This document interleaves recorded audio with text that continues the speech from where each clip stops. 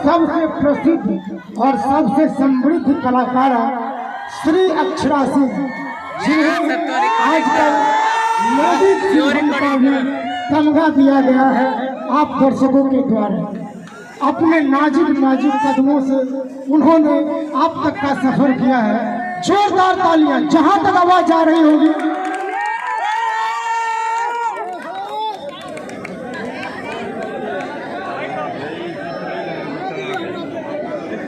Hello, अब मैं चाहूँगा कि जिनकी आवश्यकता नहीं है कलाकारों को छोड़ करके बाकी लोग आप मंच से नीचे हो जाए।